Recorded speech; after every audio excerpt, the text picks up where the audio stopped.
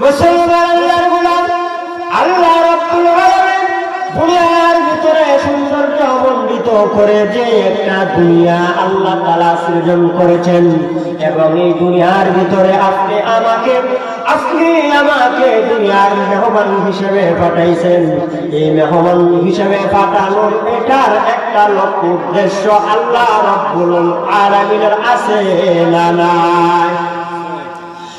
মুসলমান আল্লাহর গোলাম, আল্লাহ রাব্বুল আলামিন দুনিয়ার ভিতরে আপনি আমাকে কেন পাঠাইছেন এটা আগে আপনি আমাকে বুঝতে হবে।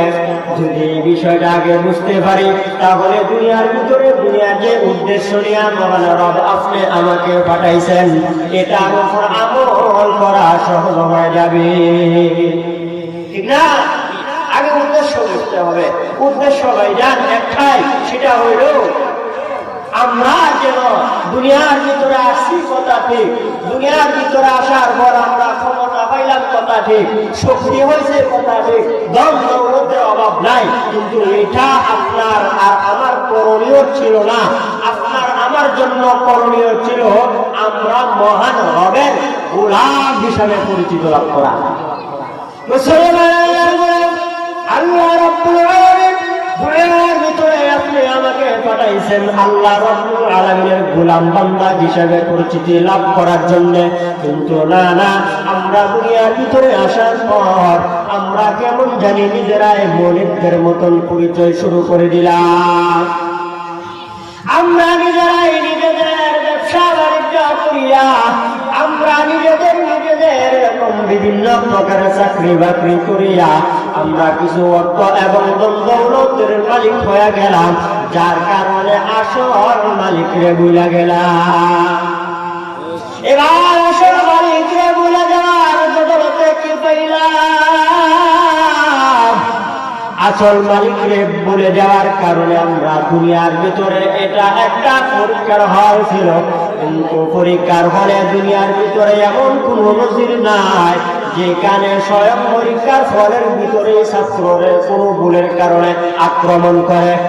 কিন্তু আমরা এমন একটা হলের ভিতরে আসলাম, যে হলের ভিতরে আসার পর আমরা যে হারে চলা শুরু করে দিলাম, এই চলার কারণে আপনি আমার ভিতরে দুনিয়া শুধু ইজ্জত নয়, বেউজ্জতির মতন মহান এই যে একটা বেউজ্জতি, এটাও আপনি আবার দেওয়া হয় দুনিয়ার ভিতরে। দুনিয়ার ভিতরে মানুষ ইজ্জত পায়, আবার বেউজ্জতি হয় কিনা? কেন? কারণ আমরা তো আসল উদ্দেশ্য ভুলে গেলাম। আল্লাহ রাব্বুল আলামিন পবিত্র কালামুল্লাহর ভিতরে বলেন, ওয়া তাকুল্লাহা ইয়াজআল লাহু মাখরাজা ওয়া ইয়ারযুকুহু মিন হাইসু লা ইয়াহতাসিব। আল্লাহ রাব্বুল আলামিন কহে, বান্দারা তোমরা আমি আল্লাহ তাআলার উপর পরিপূর্ণভাবে তাকওয়াবান হইবা, আমি আল্লাহ তাআলার উপর ভরসা রাখবা। এই একটা কাজ যদি আল্লাহর কোন বান্দা জমিনে বসে করে, এই কাজটা করার কারণে আল্লাহ রাব্বুল আলামিন ওই বান্দারে দুইটা পুরস্কার দেয়। কয়টা পুরস্কার? পুরস্কার দুইটা। আর কাজ কয়টা?